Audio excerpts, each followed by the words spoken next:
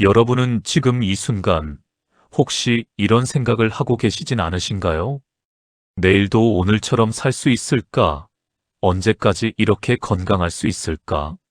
나이가 들수록 사람들은 이렇게 말합니다. 나는 큰 병도 없고 아직은 괜찮다. 그래서 하루하루를 예전과 똑같이 보냅니다. 하지만 많은 노인들이 갑자기 기력이 떨어지는 이유는 큰 병이 아니라 사소한 생활 습관 때문입니다. 2023년 국민건강보험공단 자료에 따르면 노년기 건강 악화의 가장 큰 원인은 생활 습관의 누적이라고 합니다. 서울에 사는 72세 김정우 님도 그랬습니다. 어느 순간부터 계단이 버겁고 하루가 유난히 길게 느껴졌습니다. 의사는 생활 습관을 먼저 돌아보라고 말했습니다. 여러분은 어떠신가요? 나도 모르게 반복하고 있는 습관이 있지는 않으신가요? 이어서 이야기 나누기 전에 구독, 좋아요, 알림 설정을 눌러주세요. 오늘 이야기가 마음에 남았다면 댓글에 숫자 2를 남겨주세요. 그럼 시작하겠습니다. 첫 번째로 아침을 대충 넘기는 습관입니다. 많은 분들이 아침을 그냥 건너뜁니다. 입맛도 없고 준비하기 귀찮고 혼자 먹기 쓸쓸하다는 이유로 말입니다. 김정우 님도 그랬습니다. 배우자가 먼저 세상을 떠난 후 아침 식사는 점점 간소해졌고 결국 거의 먹지 않게 되었습니다. 처음에는 그래도 토스트라도 구워 먹었습니다. 하지만 시간이 지나면서 그것도 귀찮아졌습니다. 커피 한 잔이나 우유 한 컵으로 하루를 시작하는 날이 대부분이었습니다. 때로는 그것마저 건너뛰고 점심까지 아무것도 먹지 않는 날도 있었습니다. 김정우 님은 이렇게 말했습니다. 혼자 밥 차려 먹는 게 너무 쓸쓸하고 식탁에 앉으면 옆자리가 더 눈에 들어와서 차라리 안 먹는 게 나았어요. 하지만 여러분, 이것이 얼마나 위험한 습관인지 아십니까? 서울대학교 이과대학 연구팀이 65세 이상 노인 3,200명을 5년간 추적 조사한 결과가 있습니다. 아침을 거르는 노인들은 규칙적으로 아침을 먹는 노인들에 비해 근육량 감소 속도가 2배 이상 빨랐습니다. 근육이 줄어든다는 것은 단순히 힘이 약해지는 것만을 의미하지 않습니다. 균형 감각이 떨어지고 낙상 위험이 높아지며 결국 독립적인 생활이 어려워집니다. 낙상은 노인들에게 있어 단순한 사고가 아닙니다. 한 번의 낙상이 고관절 골절로 이어지고 그것이 장기 입원으로 결국 와상 생활로 연결되는 경우가 많습니다.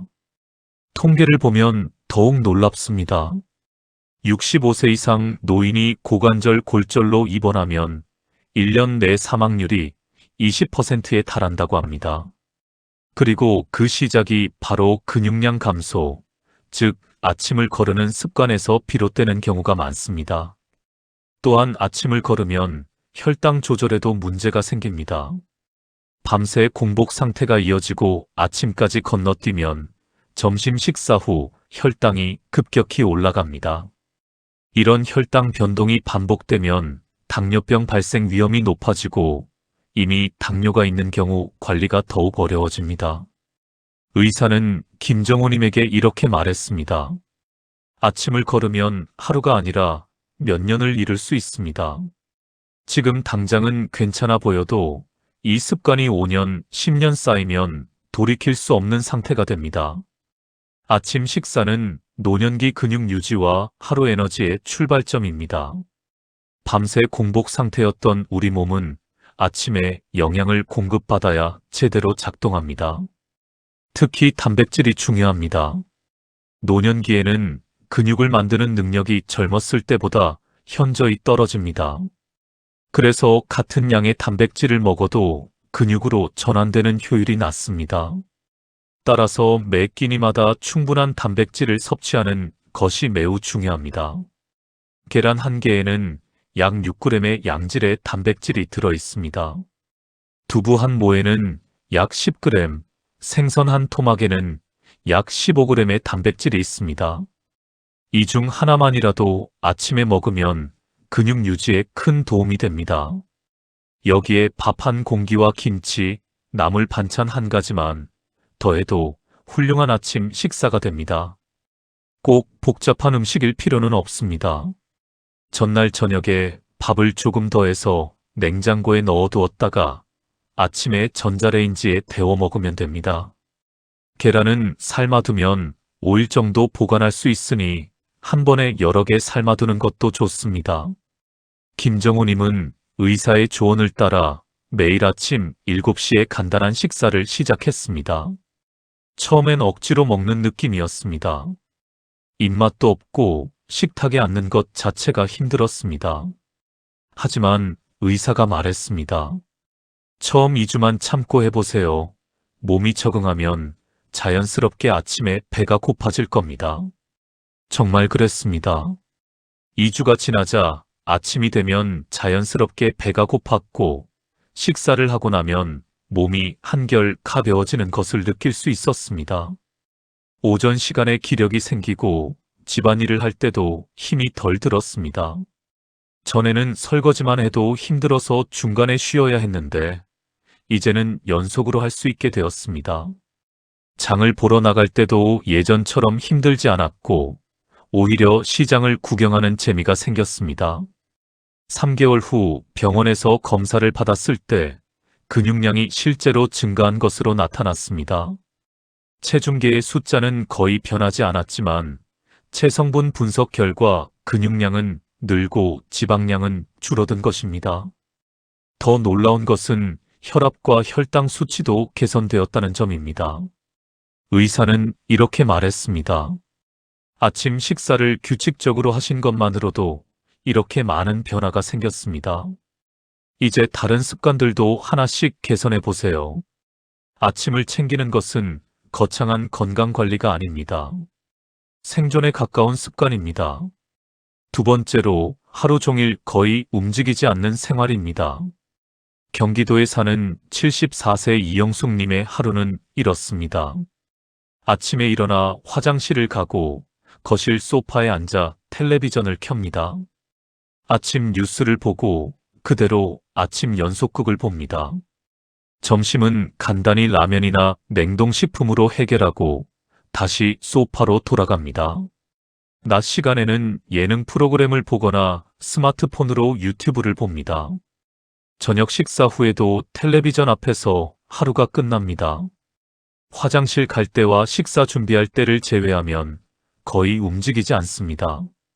스마트워치로 확인한 하루 걸음수는 고작 800보에서 1000보 사이였습니다.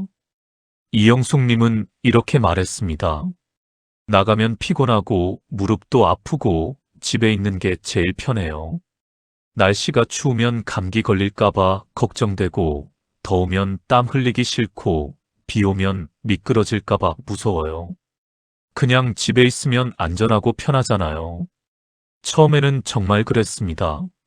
집에 있으니 편하고 아무 일도 없으니 좋았습니다. 하지만 이런 생활이 6개월, 1년 계속되자 몸은 급격히 쇠약해졌습니다.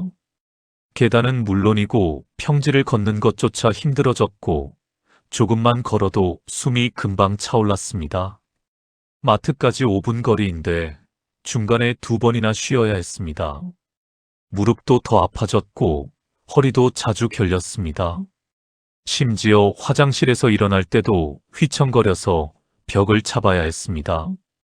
연세대학교 이과대학 예방의학과 연구팀의 발표를 보면 더욱 심각합니다.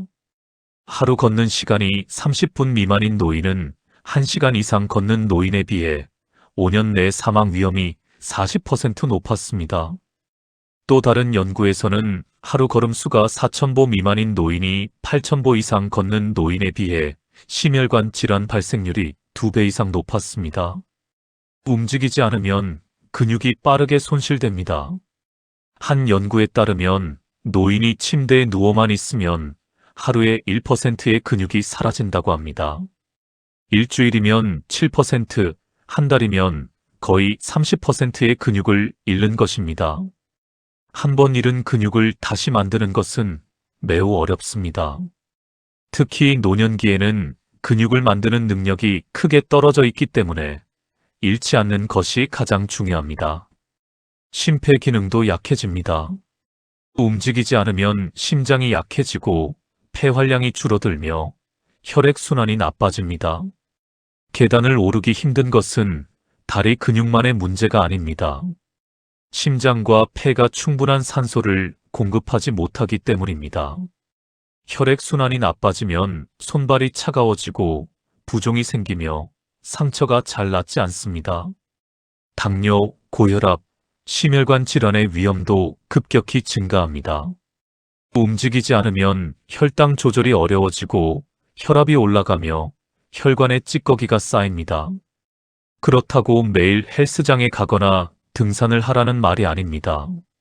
노년기에 갑자기 무리한 운동을 시작하면 오히려 다칠 수 있습니다. 멀리 갈 필요도 없습니다. 집 앞을 한 바퀴만 도는 것, 아파트 복도를 왕복하는 것, 그것만으로도 충분합니다. 중요한 것은 강도가 아니라 꾸준함입니다. 매일 조금씩이라도 움직이는 것이 일주일에 한 번 많이 움직이는 것보다 훨씬 효과적입니다. 이영숙님은 딸의 권유로 걷기를 시작했습니다. 처음에는 집 앞 벤치까지만 걸어가는 것으로 시작했습니다. 왕복 5분도 안 되는 거리였지만 그것이 시작이었습니다. 처음에는 정말 힘들었습니다. 조금만 걸어도 숨이 차고 다리가 후들거렸습니다. 벤치에 앉아서 한참을 쉬어야 집까지 돌아갈 수 있었습니다. 하지만 포기하지 않고 매일 나갔습니다. 일주일 후에는 편의점까지 갈 수 있게 되었습니다. 2주 후에는 아파트 단지를 한 바퀴 도는 것이 가능해졌습니다. 한 달 후에는 놀랍게도 가까운 공원까지 걸어갈 수 있었습니다. 지금은 매일 아침 30분씩 걷고 있고 무릎 통증도 많이 줄었습니다. 의사는 이렇게 설명했습니다. 걸으면 무릎 주변 근육이 강화되어 관절을 보호합니다. 또한 관절액 순환이 좋아져서 연골에 영양이 공급됩니다. 움직이지 않으면 오히려 관절이 굳고 통증이 심해집니다. 이영숙님의 가장 큰 변화는 마음입니다. 집에만 있을 때는 하루가 무의미하게 흘러갔습니다. 아침에 눈을 뜨면 오늘도 똑같은 하루구나 하는 생각에 우울했습니다. 하지만 이제는 아침 산책이 하루의 활력이 되었습니다. 산책을 나가면 같은 시간에 산책하는 이웃들을 만나 인사를 나눕니다. 공원의 꽃이 피고 지는 것을 보며 계절의 변화를 느낍니다. 맑은 공기를 마시고 햇빛을 받으면 기분이 좋아집니다. 집에 돌아오면 상쾌한 기분으로 하루를 시작할 수 있습니다. 움직임은 약보다 먼저입니다.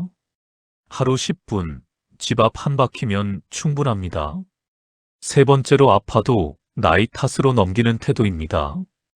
부산에 사는 76세 박순자님은 2년 전부터 무릎이 아팠습니다. 특히 아침에 일어날 때와 계단을 오를 때 통증이 심했습니다. 처음에는 그냥 나이 들어서 그런가 보다 했습니다. 파스를 붙이고 온찜질을 하고 그렇게 견뎠습니다. 하지만 시간이 지날수록 통증은 더 심해졌습니다. 걷는 것도 힘들어지고 계단은 거의 오를 수 없게 되었습니다. 밤에 잠을 잘 때도 무릎이 욱신거려서 자주 깼습니다. 그래도 병원에 가지 않았습니다.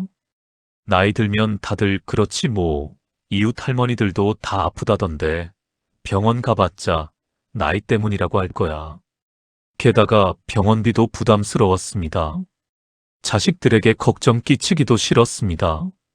아들, 딸한테 말하면 병원 가자고 할 텐데 괜히 시간 빼앗고 돈 쓰게 하기 싫었습니다. 그렇게 2년을 참았습니다. 통증이 너무 심해져서 더 이상 참을 수 없을 지경이 되어서야 결국 병원을 찾았습니다. 일상생활이 거의 불가능할 정도로 악화된 후였습니다. 의사는 엑스레이와 MRI를 찍어보고는 고개를 저었습니다. 무릎 연골이 심하게 손상되어 있었고 관절염이 상당히 진행된 상태였습니다. 만약 1년 전, 아니 2년 전에 처음 아팠을 때 왔다면 간단한 물리치료와 약물치료로 충분했을 것이라고 했습니다. 그때는 연골이 조금 닳기 시작한 초기 단계였을 것이고 적절한 치료와 운동으로 진행을 막을 수 있었을 것이라고 했습니다. 하지만 지금은 주사 치료를 받아야 하고 그것도 효과가 없으면 수술까지 고려해야 하는 상황이었습니다. 박순자님은 후회했습니다. 조금만 일찍 왔어도, 그냥 참지만 않았어도 이렇게까지 되지 않았을 텐데. 병원비도 처음에는 몇만 원이면 됐을 텐데 지금은 수백만 원이 들 수도 있다고 합니다. 대한노인병학회의 조사에 따르면 놀라운 사실이 있습니다. 65세 이상 노인의 70%가 만성 통증을 경험하지만 이 중 절반 이상이 치료를 받지 않고 있습니다. 나이 탓이라고 생각하거나 병원비가 부담되거나 자식들에게 걱정 끼치기 싫어서 참는 것입니다. 하지만 이것은 매우 위험한 생각입니다. 무릎 통증을 방치하면 걷기가 어려워지고 활동량이 줄어들며 전체적인 건강이 악화됩니다. 걷지 못하면 근육이 빠지고 심폐 기능이 약해지며 당뇨와 고혈압도 악화됩니다. 허리 통증을 참으면 척추 질환으로 발전할 수 있습니다. 단순한 근육통이나 디스크 초기 단계에서는 치료가 쉽지만 방치하면 척추관 협착증이나 척추 전방 전이증 같은 심각한 질환으로 발전할 수 있습니다. 가슴 통증을 무시하면 심장 질환을 놓칠 수 있습니다. 협심증이나 심근경색의 초기 증상을 나이 탓으로 넘기다가 생명을 잃는 경우도 있습니다. 소화불량, 두통, 어지러움, 이런 증상들도 단순한 노화가 아닐 수 있습니다. 소화불량은 위암의 초기 증상일 수 있고, 두통은 뇌혈관 질환의 신호일 수 있으며, 어지러움은 심장이나 뇌의 문제를 알리는 신호일 수 있습니다. 의사들은 이렇게 말합니다. 노인 환자들이 조기에 병원을 찾았다면 치료할 수 있었던 질환의 80% 이상을 방치된 상태로 발견한다고 합니다. 초기에는 약이나 간단한 시술로 해결될 수 있었던 것들이 방치되어 수술이나 장기 입원이 필요한 상태가 되어서 오는 것입니다. 아픔을 참는 것은 강함이 아닙니다. 그것은 방치이고 자신을 포기하는 것입니다. 작은 신호일 때 병원을 찾는 것이 가장 현실적이고 경제적인 해결책입니다. 조기에 발견하면 치료비도 적게 들고 치료 기간도 짧으며 완치 가능성도 높습니다. 65세 이상은 국가 건강검진도 무료로 받을 수 있습니다. 2년에 한 번 일반 건강검진을 받을 수 있고 암검진도 무료로 받을 수 있습니다. 또한 많은 지역에서 노인 의료비 지원 제도를 운영하고 있습니다. 기초생활수급자나 차상위계층은 물론 일반 노인들도 일정 조건을 만족하면 의료비 지원을 받을 수 있습니다. 주민센터에 문의하면 자세한 안내를 받을 수 있습니다. 몸이 보내는 신호를 무시하지 마십시오. 작은 통증이 큰 질병을 막는 기회입니다. 네 번째로, 사람 만나는 일을 스스로 줄이는 행동입니다. 대구에 사는 70세 최영수님은 은퇴 후 점점 사람들을 만나지 않게 되었습니다. 회사를 다닐 때는 매일 동료들을 만났고 점심도 함께 먹고 회식도 했습니다. 그것이 때로는 피곤하고 스트레스였지만 그래도 사람들과의 연결이 있었습니다. 하지만 은퇴 후에는 그런 연결이 끊어졌습니다. 회사 동료들과의 모임은 처음에는 자주 있었지만 시간이 지나면서 자연스럽게 뜸해졌습니다.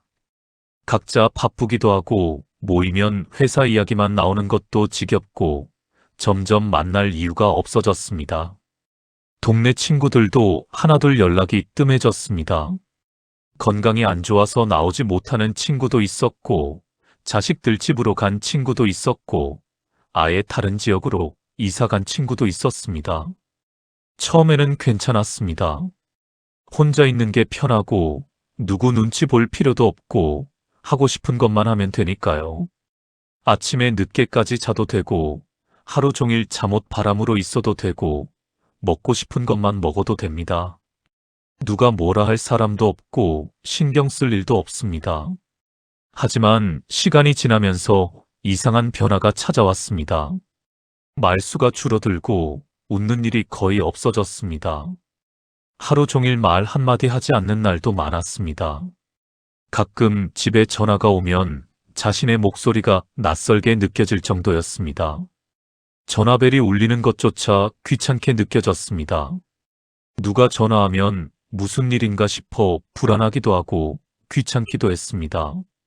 그래서 전화를 받지 않는 날도 많았습니다. 우울감이 찾아왔고 밤에 잠을 이루기 힘들었습니다.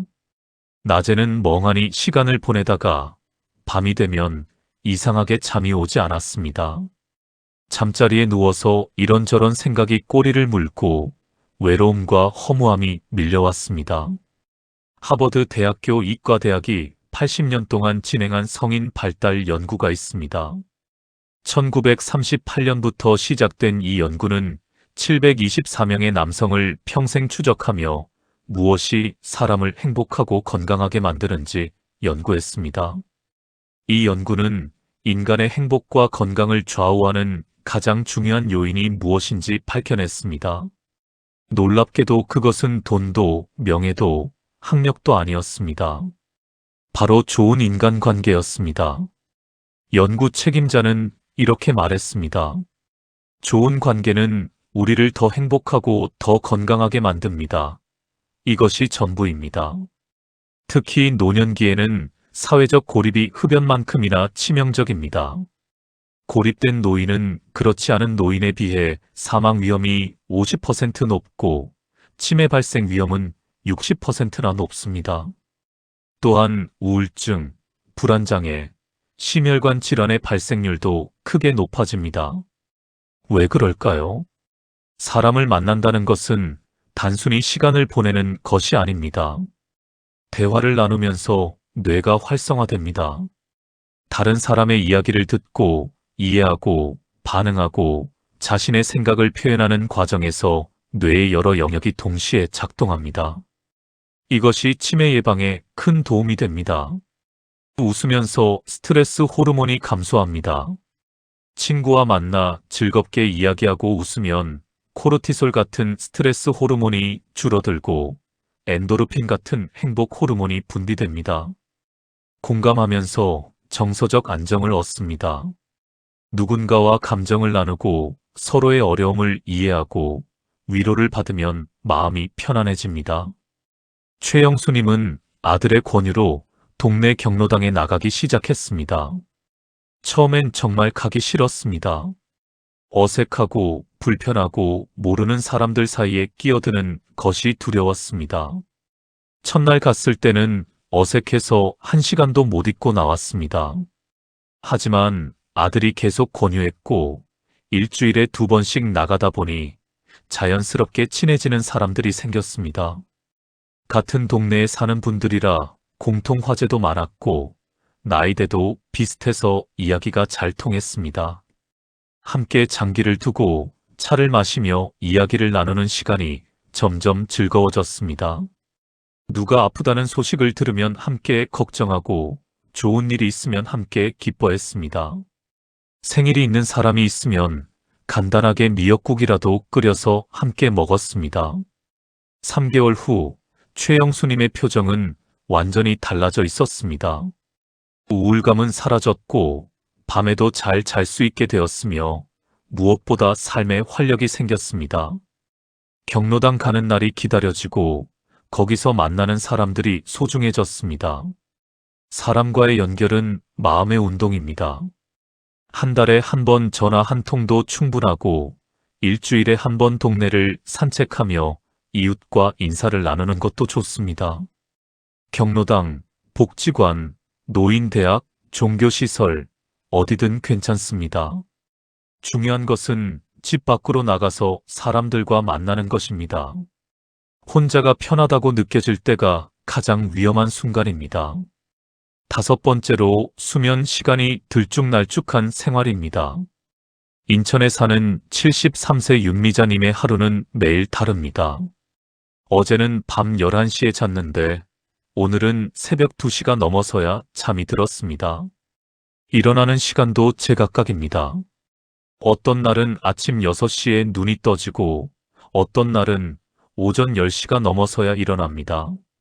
낮잠도 불규칙합니다. 피곤하면 언제든지 소파에 누워 1시간, 2시간씩 잠을 잡니다. 때로는 오후 내내 자기도 합니다. 윤미자님은 이렇게 말합니다. 이제 직장도 없고 할 일도 없는데 시간 맞춰 자고 일어날 필요가 있나요? 자고 싶을 때 자고 일어나고 싶을 때 일어나면 되죠. 나이 들면 잠도 줄어든다는데 졸리면 자는 게 자연스러운 거 아닌가요? 하지만 이런 불규칙한 수면 패턴은 건강을 심각하게 해칩니다. 윤미자님은 항상 피곤했습니다. 밤에 충분히 잔 것 같은데도 아침에 일어나면 개운하지 않았습니다. 낮 동안 집중력이 떨어졌습니다. 텔레비전을 봐도 내용이 머리에 들어오지 않고 책을 읽어도 같은 문장을 몇 번씩 읽어야 했습니다. 사소한 일에도 짜증이 났습니다. 전화가 오면 귀찮고 누가 방문하면 짜증이 나고 모든 것이 신경 쓰였습니다. 소화도 잘 안 되고 두통도 자주 느꼈습니다. 아침에 일어나면 머리가 무겁고 식사를 해도 속이 더부룩했습니다. 서울 아산병원 수면센터 연구팀의 발표를 보면 이해가 됩니다. 수면 시간이 불규칙한 노인은 규칙적인 노인에 비해 심혈관 질환 발생 위험이 2배 이상 높았습니다. 또한 면역력이 크게 저하되어 감염성 질환에 쉽게 노출되었습니다. 감기에 자주 걸리고 한 번 걸리면 오래가고 다른 합병증으로 발전하는 경우가 많았습니다. 우리 몸은 24시간 주기의 생체 리듬, 즉 서케디언 리듬에 따라 작동합니다. 이 리듬은 수백만 년 동안 인류가 진화해온 과정에서 만들어진 것입니다. 해가 뜨면 일어나고 해가 지면 자는 것이 우리 몸에 각인되어 있습니다. 일정한 시간에 자고 일어나면 이 리듬이 안정화됩니다. 그러면 호르몬 분비가 정상화되고 면역 체계가 강화되며 모든 신체 기능이 원활하게 작동합니다. 반대로 수면 리듬이 깨지면 모든 신체 기능이 혼란에 빠집니다. 성장 호르몬, 코르티솔, 멜라토닌 같은 호르몬들이 제때 분비되지 않고 신체가 언제 활동하고 언제 쉬어야 할지 헷갈려 합니다. 의사는 윤미자 님에게 취침 시간과 기상 시간을 고정하라고 조언했습니다. 밤 10시 30분에 잠자리에 들고 아침 6시 30분에 일어나는 것으로 정했습니다. 낮잠은 오후 2시에서 3시 사이에 30분 이내로만 자도록 했습니다. 처음 일주일은 정말 힘들었습니다. 밤 10시 30분에 잠이 오지 않았습니다. 평소에 새벽에 자던 몸이 갑자기 일찍 자려니 쉽지 않았습니다. 침대에 누워 한두 시간씩 뒤척였습니다. 아침 6시 30분에 일어나기도 너무 힘들었습니다. 평소에 늦게까지 자던 몸이 일찍 일어나려니 정말 괴로웠습니다. 알람을 끄고 다시 자버리는 날도 있었습니다. 하지만 의사는 말했습니다. 처음 2주만 참으세요. 몸이 적응하면 자연스러워집니다. 중요한 것은 낮에 아무리 졸려도 낮잠을 많이 자지 않는 것입니다. 낮잠을 많이 자면 밤에 잠이 오지 않고 악순환이 계속됩니다. 정말 그랬습니다. 2주가 지나자 몸이 적응하기 시작했습니다. 밤 10시만 되면 자연스럽게 졸음이 왔습니다. 침대에 누우면 금방 잠이 들었습니다. 아침 기상도 한결 수월해졌습니다. 알람이 울리면 자연스럽게 눈이 떠지고 개운한 기분으로 일어날 수 있었습니다. 한 달 후 윤미자님은 완전히 다른 사람이 되어 있었습니다. 낮 동안 피로감이 사라졌습니다. 아침에 일어나면 상쾌하고 낮 동안 활기차게 움직일 수 있었습니다. 집중력이 좋아졌습니다. 텔레비전을 봐도 내용이 잘 들어오고 책을 읽어도 이해가 잘 됐습니다. 기분도 한결 밝아졌습니다. 사소한 일에 짜증이 나지 않고 오히려 여유롭게 대처할 수 있었습니다. 소화도 잘 되고 두통도 거의 없어졌습니다. 규칙적으로 생활하니 식사 시간도 규칙적이 되고 배변도 규칙적이 되었습니다. 잠은 양보다 시간의 규칙성이 중요합니다. 매일 같은 시간에 자고 일어나는 것, 그것이 건강한 노년의 시작입니다. 6번째로 밥 먹고 바로 눕는 행동입니다. 광주에 사는 68세 김현숙님의 저녁 루틴은 이렇습니다. 저녁 식사를 마치고 설거지를 하면 오후 7시쯤 됩니다. 그러면 바로 침실로 가서 침대에 눕습니다. 텔레비전을 보거나 스마트폰을 하다가 잠이 듭니다.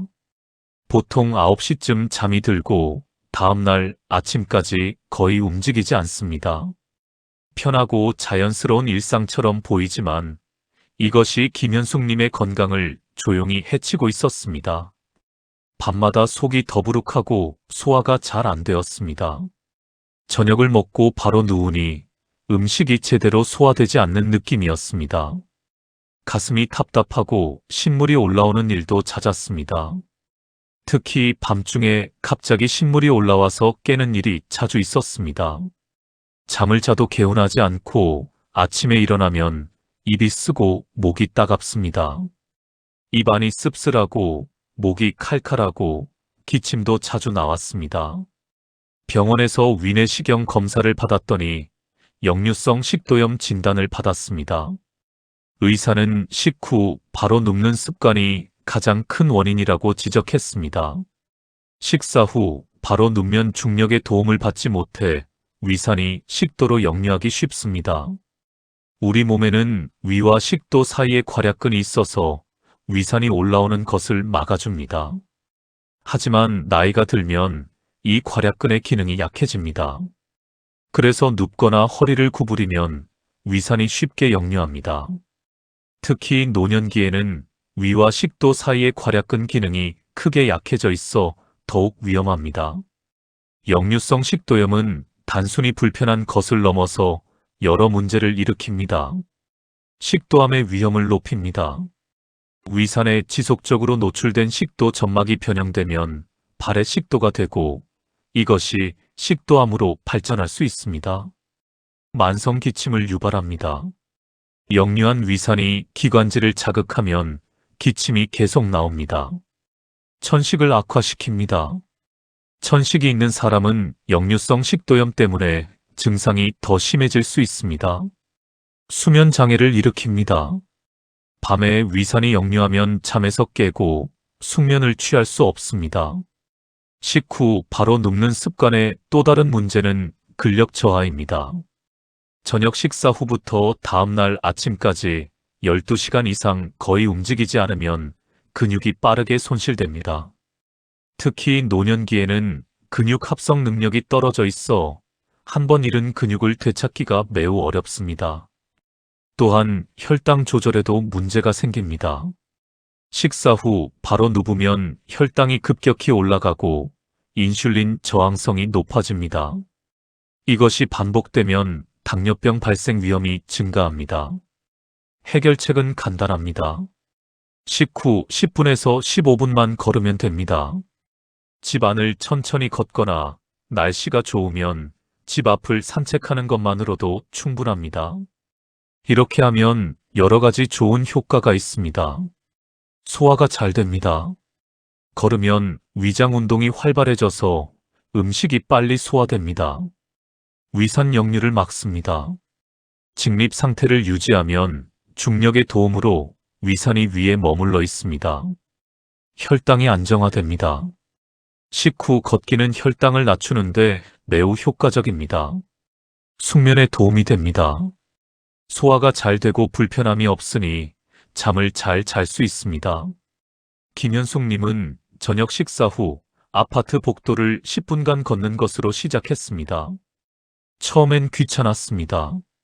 설거지까지 하고 나면 피곤한데 또 걸으러 나가는 것이 번거로웠습니다. 하지만 의사가 말했습니다. 딱 2주만 해보세요. 몸이 달라지는 것을 느낄 겁니다. 정말 그랬습니다. 일주일만 지나도 몸이 가볍고 속이 편한 것을 느낄 수 있었습니다. 밤에 신물이 올라오는 일이 없어졌고 아침에 일어날 때 입이 쓰지 않았습니다. 2개월 후 재검사에서 역류성 식도염 증상이 크게 호전되었습니다. 작은 움직임이 쌓여 큰 차이를 만듭니다. 식후 10분 걷기, 이것만으로도 충분합니다. 7번째로 하루를 돌아보지 않는 태도입니다. 울산에 사는 71세 정동욱님은 이렇게 말합니다. 하루하루가 그냥 지나가요. 어제 뭘 했는지도 잘 기억이 안 나고 그냥 똑같은 날들의 반복인 것 같아요. 아침에 일어나서 밥 먹고 텔레비전 보고 낮잠 자고 또 밥 먹고 그렇게 하루가 끝납니다. 오늘 무엇을 먹었는지, 누구와 이야기를 나눴는지, 어떤 기분이었는지 아무 생각 없이 하루를 흘려보냅니다. 일주일 전 무슨 요일이었는지도 기억이 안 나고 지난주에 뭘 했는지도 생각이 안 납니다. 그냥 매일매일이 똑같아서 시간이 그냥 흐르는 것 같습니다. 이런 삶이 계속되면 어떻게 될까요? 시간은 빠르게 지나가지만 남는 것은 아무것도 없습니다. 하루하루가 의미 없이 사라지고 일주일이, 한 달이, 1년이 그렇게 흘러갑니다. 그리고 어느 날 문득 깨닫습니다. 내가 뭘 하며 살았지? 이 시간들을 어디에 썼지? 정동욱님은 말합니다. 은퇴하고 나니 할 일도 없고 시간은 많은데 뭘 해야 할지 모르겠어요. 그냥 하루하루 시간 때우듯 사는 것 같아요. 미국 심리학자 마틴 셀리그만은 이렇게 말했습니다. 행복한 삶은 의미 있는 하루들의 합입니다. 하루를 돌아보는 시간은 삶에 의미를 부여하는 행위입니다. 오늘 내가 무엇을 먹었는지 기록하면 건강한 식습관에 대해 생각하게 됩니다. 아침을 제대로 먹었나, 과식하지는 않았나, 영양소가 골고루 들어있었나, 이런 것들을 돌아보면서 내일은 더 잘 먹어야겠다는 생각을 하게 됩니다. 오늘 누구를 만났는지 떠올리면 소중한 관계에 대해 감사하게 됩니다. 오늘 통화한 친구, 마주친 이웃, 도움을 준 사람들을 떠올리면서 감사함을 느끼고 내일은 먼저 연락해 봐야겠다는 마음을 갖게 됩니다. 오늘 어떤 기분이었는지 확인하면 내 마음 상태를 이해하고 돌볼 수 있습니다. 오늘 왜 기분이 좋았는지, 왜 우울했는지 생각해 보면 나를 더 잘 이해하게 되고 내일은 기분 좋은 일을 더 만들어야겠다는 생각을 하게 됩니다. 하루를 돌아보는 방법은 거창할 필요가 없습니다. 잠들기 전 5분, 오늘 하루를 간단히 떠올려 보는 것만으로도 충분합니다. 오늘 가장 기억에 남는 일은 무엇이었나? 감사한 일은 무엇이었나? 내일은 무엇을 하고 싶은가? 이 3가지만 생각해도 됩니다. 또는 간단한 일기를 쓰는 것도 좋습니다. 긴 문장일 필요 없이 2~3줄만 적어도 됩니다. 정동욱님은 딸의 권유로 간단한 일기를 쓰기 시작했습니다. 딸이 작은 노트 한 권을 사다 주면서 이렇게 말했습니다. 아빠, 매일 저녁 잠들기 전에 오늘 있었던 일을 2~3줄만 적어보세요. 뭐든 좋아요. 오늘 먹은 것, 본 것, 느낀 것, 아무거나요. 처음에는 뭘 써야 할지 막막했습니다. 노트를 펴고 한참을 멍하니 있다가 그냥 오늘 날짜만 쓰고 덮는 날도 있었습니다. 하지만 딸이 계속 격려했고 조금씩 써나가기 시작했습니다. 오늘 아침에 계란말이를 해먹었다. 동네 슈퍼에서 반가운 얼굴을 만났다. 저녁 뉴스에서 재미있는 이야기를 들었다. 그렇게 사소한 것들을 적다 보니 놀라운 변화가 생겼습니다. 하루를 더 의식적으로 살게 되었습니다. 아침에 일어나면 오늘 일기에 뭘 쓸까 생각하게 되었습니다. 그러다 보니 의미 있는 일을 하나라도 만들고 싶어졌습니다. 집 앞을 산책하면서도 뭔가 적을 만한 일이 없나 주의 깊게 살펴보게 되었습니다. 작은 꽃을 발견하거나 새 소리를 듣거나 이웃과 인사를 나누는 것도 모두 일기의 소재가 되었습니다. 3개월 후 정동욱님은 일기장을 처음부터 다시 읽어보며 감동했습니다. 그냥 흘려보낸 줄 알았던 날들이 실은 소중한 순간들로 가득했다는 것을 알게 되었습니다. 일기를 읽으면서 그날의 기억이 생생하게 떠올랐습니다. 그날 무슨 날씨였는지, 무슨 옷을 입었는지, 누구를 만났는지, 어떤 기분이었는지 모두 기억났습니다. 하루를 정리하는 짧은 시간은 삶의 방향을 붙잡아 줍니다. 하루를 놓치면 인생도 쉽게 놓칩니다. 여러분, 지금까지 말씀드린 7가지 습관을 다시 한번 되새겨 보겠습니다. 첫째, 아침을 챙겨 먹기. 근육을 지키고 하루 에너지를 만드는 가장 중요한 식사입니다. 둘째, 매일 조금이라도 걷기. 약보다 강력한 건강 비결입니다. 셋째, 아프면 참지 말고 병원 가기. 작은 신호를 놓치지 않는 것이 생명을 지킵니다. 넷째, 사람을 만나고 관계 유지하기. 고립은 흡연만큼 위험합니다. 다섯째, 규칙적인 수면 시간 지키기. 생체 리듬이 건강의 기본입니다. 여섯째, 식후 조금 걷기. 소화도 돕고 건강도 지킵니다. 일곱째, 하루를 돌아보는 시간 갖기. 의미 있는 하루가 의미 있는 인생을 만듭니다. 이 7가지는 모두 돈이 들지 않습니다. 누군가의 도움이 꼭 필요한 것도 아닙니다. 특별한 장비나 시설이 필요한 것도 아닙니다. 병원에 갈 필요도, 약을 먹을 필요도, 비싼 건강식품을 살 필요도 없습니다. 다만 오늘을 조금 다르게 보내겠다는 마음, 나를 소중히 여기겠다는 결심이 필요할 뿐입니다. 7가지를 한 번에 바꿀 필요는 없습니다. 그것은 오히려 부담이 되어 포기하기 쉽습니다. 작심삼일이라는 말이 있듯이 너무 많은 것을 한 번에 바꾸려고 하면 금방 지치고 포기하게 됩니다. 오늘은 아침을 챙겨 먹고 내일은 집 앞을 한 바퀴 걷는 것부터 시작하세요. 모레는 잠자리에 들기 전 오늘 하루를 짧게 돌아보세요. 하나씩 천천히 하지만 꾸준히 실천하다 보면 어느새 습관이 됩니다. 습관이 되면 더 이상 억지로 하는 것이 아니라 자연스럽게 하게 됩니다. 그리고 그 습관들이 모여 여러분의 노후를 지켜줄 것입니다. 김정우님, 이영숙님, 박순자님, 최영수님, 윤미자님, 김현숙님, 정동욱님. 이분들은 모두 특별한 사람들이 아닙니다. 여러분과 똑같은 평범한 노인들입니다. 특별한 재산이 있는 것도 아니고 특별한 능력이 있는 것도 아닙니다.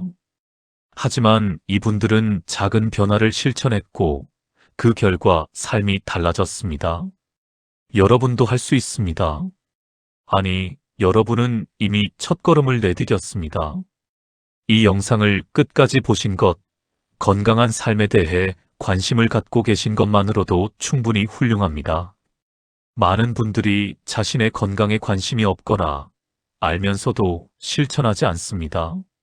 하지만 여러분은 여기까지 이 영상을 보셨고 그것은 여러분이 변화를 원하신다는 증거입니다. 이제 필요한 것은 작은 실천뿐입니다. 여러분은 오늘 어떤 습관 하나를 바꿔볼 수 있으신가요? 댓글로 여러분의 다짐을 남겨주세요. 오늘 아침을 먹겠습니다.